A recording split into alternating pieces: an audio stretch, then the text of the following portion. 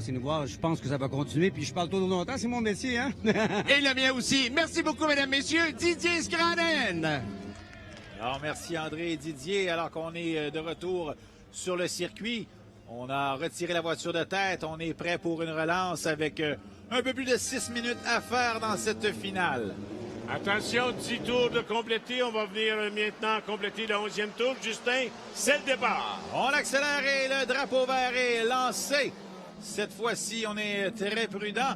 Est-ce que Roman DeAngelis réussira à conserver cette position de commande?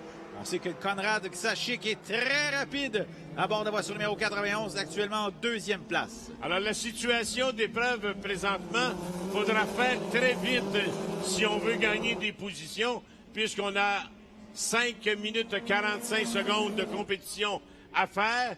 Alors, on va accélérer de tout bord, tout côté pour tenter. Et voilà, c'est ce que j'avais dit. On y va à l'intérieur. Oh, quelle belle manœuvre de Zajic, le 91, qui a pris, bien entendu, la mesure de Roman DeAngelis, la Formule 4.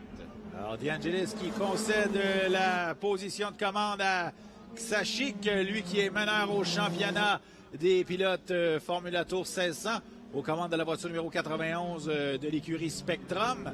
Alors, écurie Spectrum qui avait dominé l'an dernier avec le champion Trenton Estep qui lui a majoré dans une autre catégorie. Mais DeAngelis dans la voiture numéro 4 n'a pas dit son dernier mot alors qu'on pourchasse sans relâche la voiture numéro 91 de Zajic. On a 5 voitures maintenant qui sont prétendants à la première position.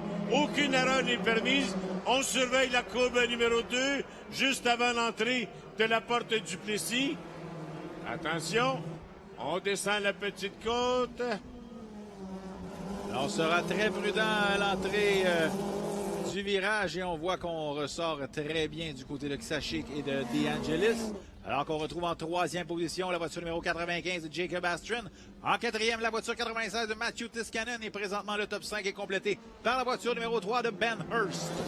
On a vu qu'aussitôt que DeAngelis a ouvert la porte à droite et faut bien sûr que Zajic, il savait qu'on s'en venait avec un virage à gauche.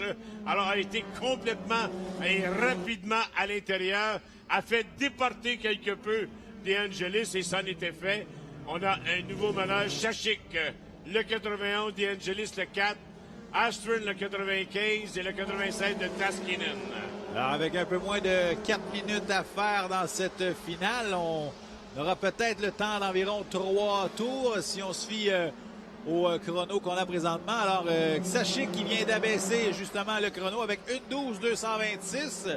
Alors, il vient de signer son meilleur temps jusqu'à présent. Toutefois, DeAngelis dans la voiture numéro 4, lui, pourchasse sans relâche la voiture numéro 91 et s'accroche en 2e position. Alors, DeAngelis, ce qu'il a à faire, là, c'est de faire sentir sa présence à Zajic, comme quoi qu'il est vraiment bien installé en 2e position. On le voit, là, il bifurque à gauche et à droite. Est-ce qu'on tente encore une fois? Oui, attention! On a un nouveau meneur! On a un nouveau meneur dans la courbe du Carmel. Wow. DeAngelis, qui vient de reprendre la première position. On s'est échangé à 2 reprises entre Zajic et DeAngelis, la première place. C'est pas terminé, les amis, alors que Zajic, lui, applique la pression sur la voiture numéro 4 de DeAngelis avec un peu moins de 2 minutes 47 à faire dans cette 3e et dernière finale du week-end Formula Tour 1600, groupe STCH.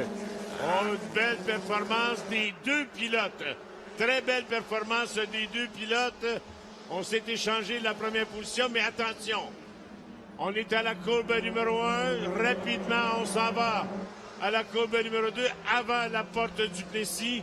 Mais là, cette fois, DeAngelis est averti qu'il ne faut pas donner d'espace à Konrad Zajic, le 90.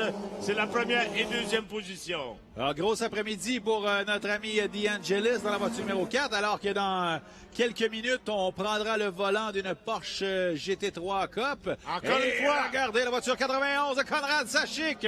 On a tenté une manœuvre au départ de la voiture numéro 4 de Roman DeAngelis, mais DeAngelis, on a conservé cette pole position. Du côté de Zajic, il fallait aller à l'intérieur et non pas à l'extérieur, puisqu'on sait si on va à l'extérieur, ça prend beaucoup de puissance pour tenter de rejoindre et de revire la première place à DeAngelis, la Formule 4. Mais rien n'est terminé pour l'instant.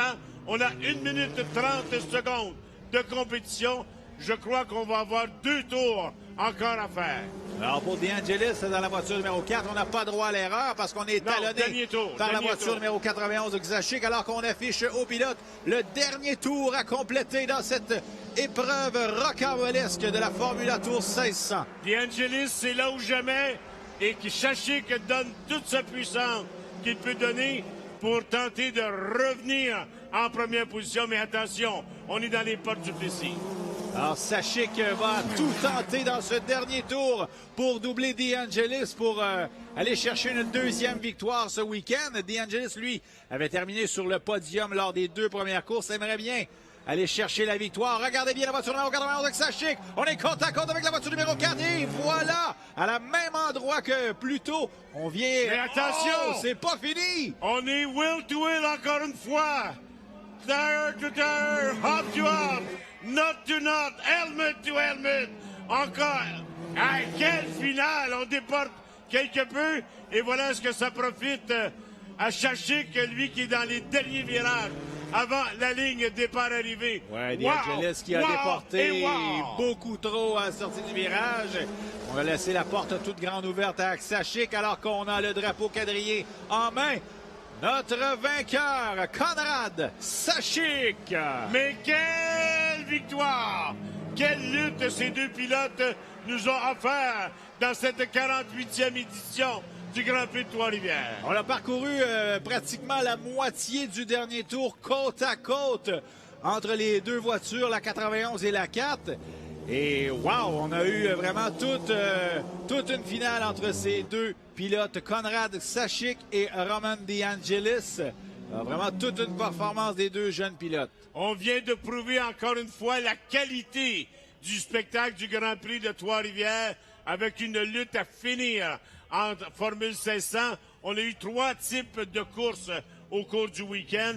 Une dominée par Bonnet, une remportée par Xashik et voilà.